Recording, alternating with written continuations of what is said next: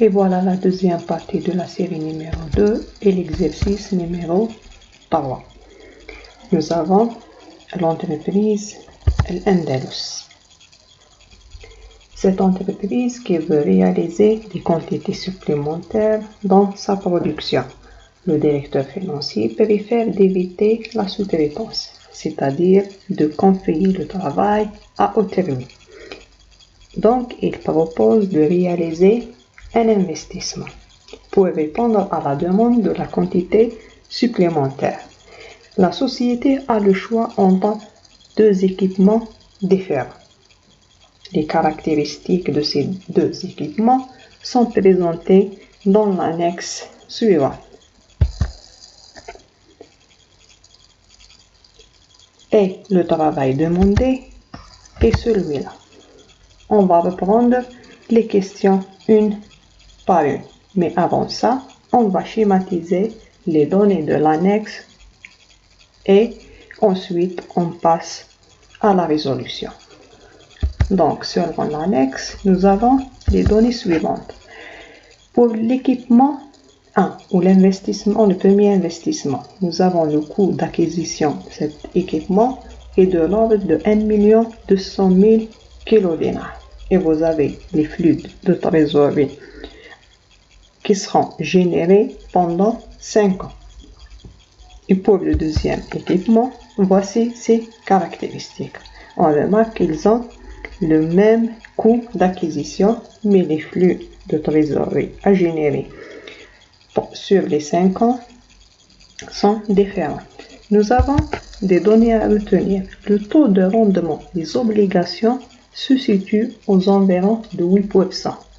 Le coût du capital de l'entreprise est de l'ordre de 10%. Le taux de réinvestissement des flux de trésorerie est de 12%. Essayez de retenir surtout ces deux derniers taux. La première question. Quel taux d'actualisation le directeur financier doit-il retenir et quelle est sa signification? Justifiez votre réponse. On a le taux d'actualisation qu'on utilise à chaque fois, mais sans savoir c'est quoi. Le taux d'actualisation utilisé dans le calcul de la vanne est le coût du capital. Il représente théoriquement le coût moyen pondéré des capitaux investis dans l'entreprise. Si la vanne de l'investissement est positive, cela signifie donc que sa rentabilité est supérieure au coût des capitaux investis. C'est-à-dire, la rentabilité اللي راح يجيبها لي هاد l'investissement راح تكون كتر من le coût des capitaux que j'ai investi. Ce taux d'actualisation doit rémunérer le temps et le risque. Dans le cas proposé de la société d'Andalus, il convient donc de retenir le taux de 10%. Ça, c'est pour la première question. La deuxième question. Calculer la valeur actuelle nette à l'aide du taux d'actualisation choisi. On a choisi le taux de 10%. Puis, le taux interne de rentabilité, le TRI, ou le taux interne de rendement de chacun des investissements. On a déjà appris comment calculer la vanille et le TRI, donc je vais vous présenter directement les résultats. Alors, pour l'investissement 1, la vanne est 695 390. Et pour la vanne de deuxième investissement, c'est 806 020. On remarque que la vanne du deuxième investissement est supérieure à la vanne du premier, alors que le TRI du premier est supérieur au TRI du deuxième. Si on choisit selon vanne, on va choisir le deuxième investissement. Et si on choisit selon le TRI, on choisit le premier. J'ai une contradiction. On va revenir sur cette contradiction plus tard. La troisième question.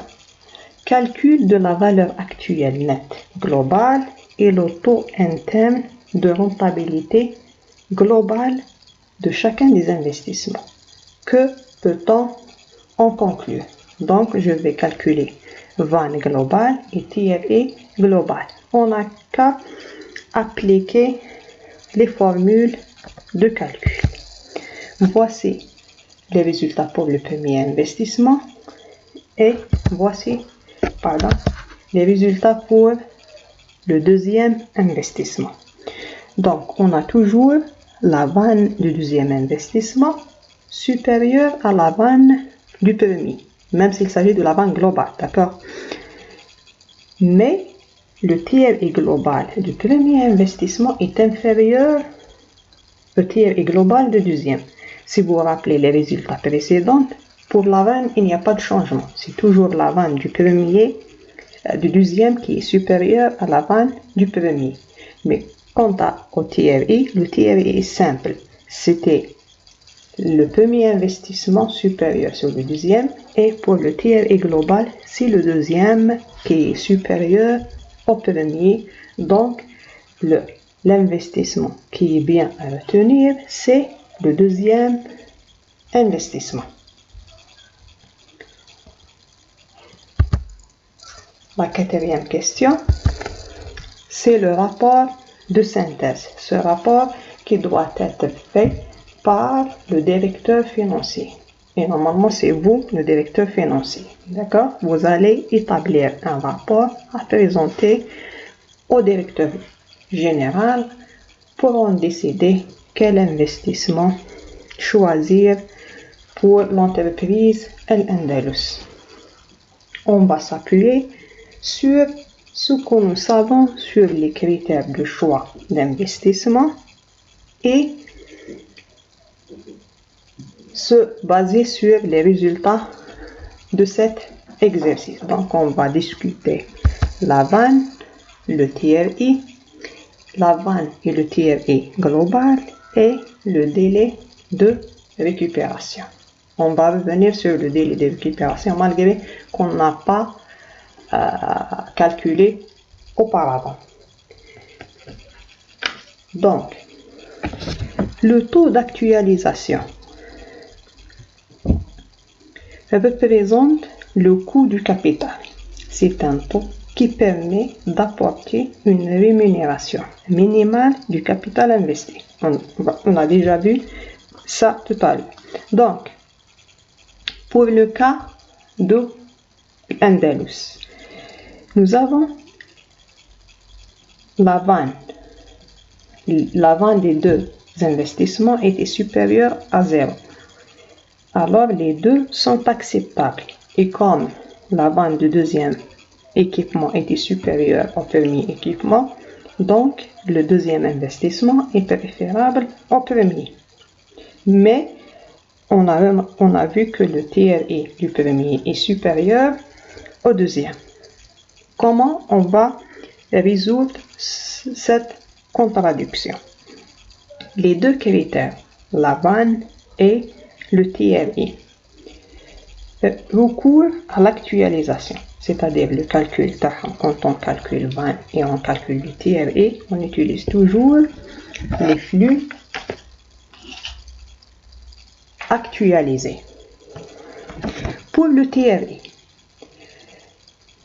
il y a une hypothèse implicite de ce taux qui suppose que les flux sont réinvestis à ce même taux.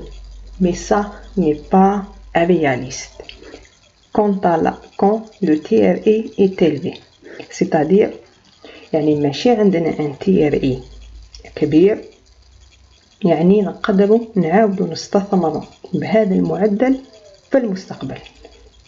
هذه l'hypothèse implicite de TRI, c'est-à-dire c'est comme si on suppose que les flux sont réinvestis à ce même taux, mais ce n'est pas toujours le cas, surtout qui connaît le TRI كبير.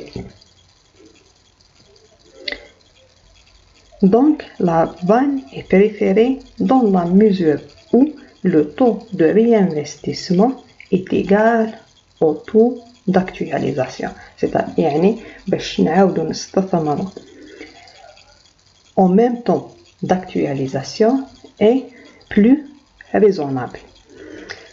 Par rapport aux critères globaux, la vanne globale et le tiers global résout le problème de contradiction. Comme nous avons vu, les résultats. Le tiers global du deuxième investissement est supérieur au tiers global du premier. Donc, il est préférable d'investir dans le deuxième équipement et on trouve que la vanne est préférable comme critère par rapport au tiers.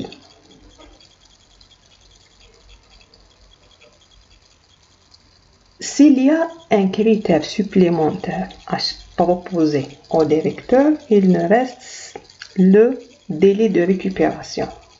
Surtout qu'on a l'information que le directeur général fait attention beaucoup aux risques.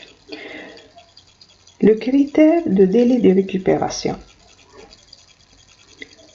peut être calculé avec actualisation ou sans actualisation. Dans notre cas, pour l'entreprise Endelus, nous avons le délai de récupération du premier investissement est inférieur au délai d'investissement au délai de récupération du deuxième investissement. On fait rapidement le calcul sans actualisation. Pour le premier investissement, nous avons 2 ans et 5 mois. Et pour le deuxième investissement, nous avons 3 ans et 4 mois et demi.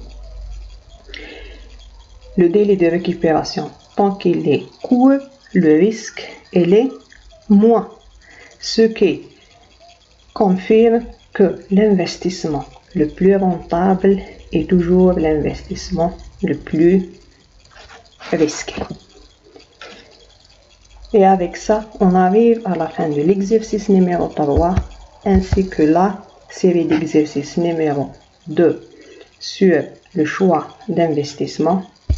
Je vous remercie et je vous rappelle que je reste à votre disposition pour toute question ou explication supplémentaire. Vous pouvez me contacter via la plateforme Moodle, soit sur les forums, soit sur la messagerie privée. Ou bien vous pouvez m'envoyer directement dans ma boîte mail. Bon courage, next time, Inch'Allah.